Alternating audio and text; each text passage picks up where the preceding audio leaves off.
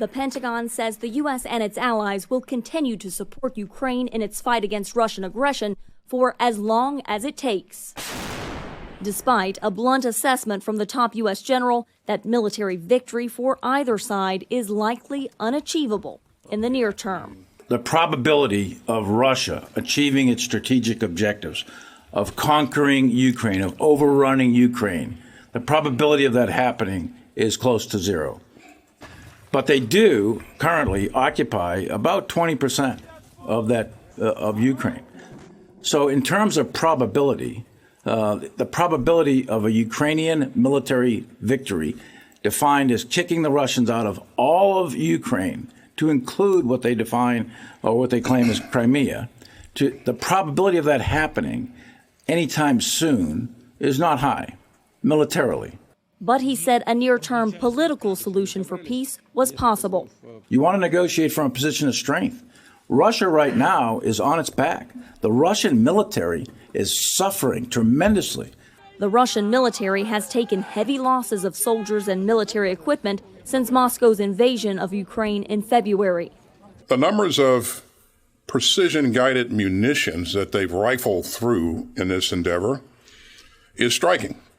And so it may take years for them to restock that inventory up to the point that they were before they started this conflict. Do you think the Russians can hold out the years that you say it would take for them to fully resupply?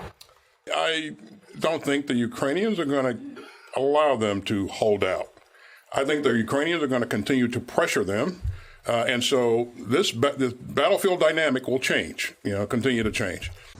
The Pentagon also reaffirmed previous U.S., NATO, and Polish statements that pointed to a Ukrainian air defense missile as the likely culprit in the inadvertent death of 2 people in Poland near the Ukrainian border Tuesday, a claim Ukraine's president contradicts.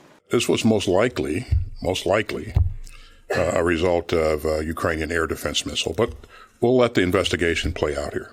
The top U.S. general also warned China on Wednesday against invading Taiwan, calling any military invasion across the strait a, quote, very dangerous game.